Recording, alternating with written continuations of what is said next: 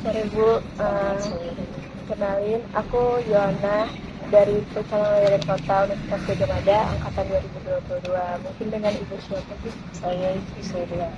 Ibu Suryani. Nah Bu, di sini kita itu dapat tugas untuk kayak wawancarain umur 57 tahun ke atas sebenarnya Bu.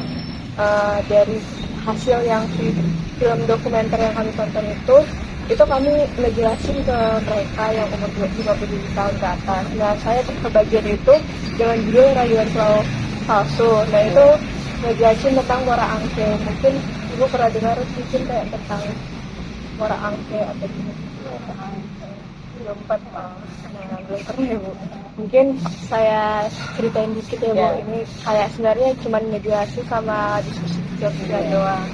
Nah, Muara Angke ini terletak di Tuli, Jakarta Utara Bu. Nah, itu Muara Angke ini sebenarnya teluk, jadi kayak tempat para nelayan. Nah, masyarakat Jakarta itu kenal Muara Angke ini sebagai kampung nelayan karena tempat pelabuhan para nelayan gitu Bu. Nah, awalnya masyarakat itu udah ngejalanin semuanya itu dengan baik kayak pekerjaannya nelayan. Tapi pada tahun 2016 pada masa kepemimpinan Anies, masyarakat Muara Angke itu ingin direlokasi ke Kepulauan Seribu karena adanya reklamasi. Nah, reklamasi ini kayak ingin membuat kayak daratan Jakarta itu lebih luas karena mungkin ya seperti kita tahu kan Bu, masyarakat Jakarta itu terlalu ramai tapi sempit tempatnya, jadi kayak ingin diperluas. Nah, diperluas dengan nama Pulau Suci. Nah, itu ada 17 pulau yang ingin dibuat pemerintah gitu. Cuman pastinya nelayan merasa kayak dirugikan karena kayak kalau saya pindah ke sana saya harus beradaptasi lagi untuk mencari ikan gitu kan Bu. Apalagi awalnya masyarakat kayak menolak dan mereka tetap di Muara Angke. Cuman tetap aja kayak mereka nggak dapat ikan kayak biasanya sehari bisa 20 kilo. Cuman pada saat udah terjadi reklamasi kayak pembangunan pasti ada baru itu kemana-mana kan Bu, kayak ekosistem lautnya mulai rusak. Jadi mereka dapatnya ikan mati gitu Bu.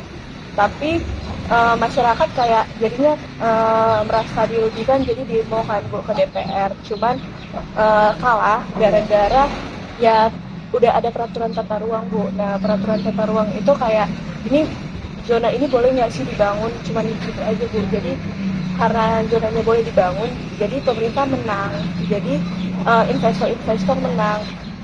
Tapi kayak masyarakat jadinya kalah, tetap ada pembangunan dan dirugikan. Tapi pada zaman Anies pada 2018 reklamasi diberhentikan karena rasa kayak investor itu tidak melakukan apa yang harus mereka laksanakan. Jadinya tapi tetap aja kayak udah dirugikan masyarakatnya kan Bu, pastinya karena udah limbah ekosistem laut udah rusak, tapi nggak dilanjutkan. Tapi pada zaman pada tahun 2020 ya awal COVID itu Bu, itu kan nelayan mulai kayak nggak dapat apa-apa, jadi minta kosong ya Bu. Pemerintah kayak mereka minta pemerintah untuk melanjutin Muara Angke karena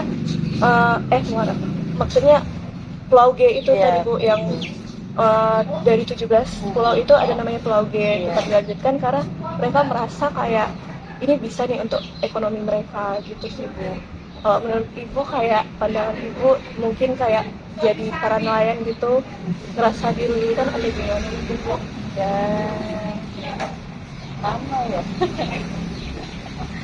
Takut jawabnya takut salah ya. Gak apa-apa sih Bu, ini kayak kan pandangan tiap orang beda-beda kan Bu. Ya merasa itu Dirugikan tepatnya Bu. Ibu mau nolak atau gimana mungkin Bu?